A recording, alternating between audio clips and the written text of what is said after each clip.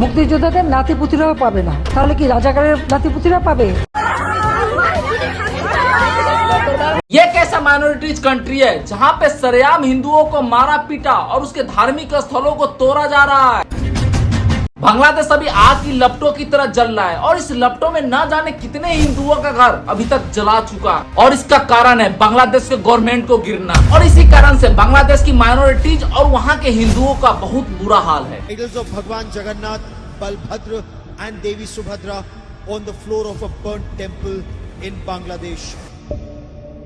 दोस्तों, बांग्लादेश से स्टार्टिंग से बांग्लादेश नहीं था, यह पहले ईस्ट पाकिस्तान हुआ करता था। फिर 1971 में पाकिस्तान से आजाद होने के बाद इस देश का नाम बांग्लादेश रखा गया, जिसमें 30% हिंदू और 70% मुस्लिम जनसंख्या थी। लेकिन अभी बांग्लादेश में 7.5% हिंदू, 0.61% बुद्धिस्ट और 0.31% क्रिश्चियन बचे हैं। और अगले 10 सालों में इन धर्मों का माइनॉरिटीज बांग्लादेश से पूरा खत्म हो जाएगा। और यह मुद्दा हिंदू मुस्लिम का नहीं है, यह मुद्दा है इंसानियत का, जो बांग्लादेश में हमेशा से चलता आ रहा है।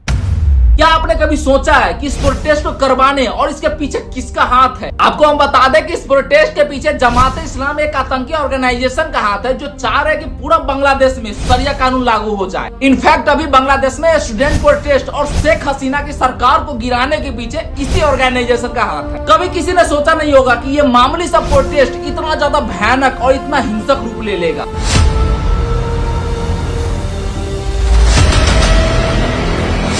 बांग्लादेश में अभी तक 250 से ज्यादा लोग मारे जा चुके हैं, 50 से ज्यादा महिलाओं के साथ रेप हो चुका है, जिसमें से 90% लोग हिंदू थे।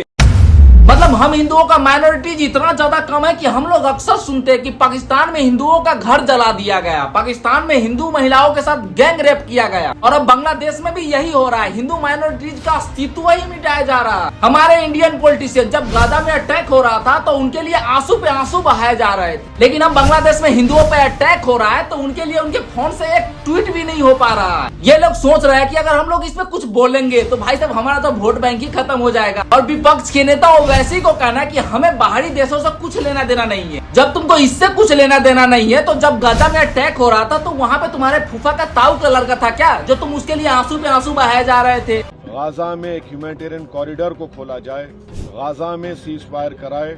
गाजा में 50,000 महिला प्रेग्नेंट है, अस्पताल खत्म हो रहे हैं। जब मोदी जी ने बाहर से आए हुए हिंदुओं के लिए CAA लागू किया गया था तब भी हमारे पॉलिटिशियन खुश नहीं थे। उनका कहना था कि हमारे इंडिया के बच्चों को रोजगार मिल ही नहीं रहा और बाहरी देश के बच्चों को रोजगार देंगे। अभी की केंद्र सरकार से हमारे बच्चों को रोजगार दिए नहीं जा रहे, पाकिस्तान से लोगों को लाके उनके बच्चों को रोजगार देना चाहते। जब उस टाइम गाजा में अटैक हो रहा था तो हमारे विपक्ष के बड़े नेता एक लंबी सी पोथी बना के उस पर ट्वीट किए जा रहे थे। लेकिन अभी बांग्लादेश में हिंदुओं पे अटैक हो रहा है, उनके घर में जबरदस्ती घुस के मारा पीटा जा रहा है, लेकिन तभी इन लोगों का नींद अभी तक खुल नहीं रहा है। जब कश्मीर फाइल आया था तो इन लोगों का कहना था कि 7 लाख पंडितों को नहीं भगाया गया था, ये लोग अभी भी वहीं पे है। केरला स्टोरी के बारे में इन लोगों को यही कहना था कि ये सभी झूठ है, लेकिन वहाँ के हाई कोर्ट और चर्च ने ये प्रूफ किया है कि यहाँ पे लव जिहाद चल रहा था। आखिरकार किस कारण से मुस्लिम माइनॉरिटीज को इतना ज्यादा बचाया जा रहा है?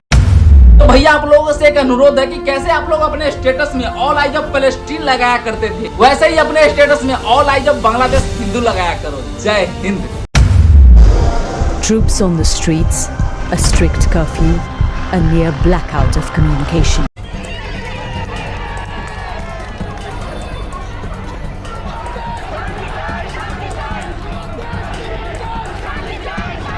Everybody knows that I'm breaking down. Everybody knows I ain't faking now. Everybody knows my heart's vacant now. Yeah, she hates me now, I made mistakes but now I don't ever wanna be alone. I don't really ever feel it.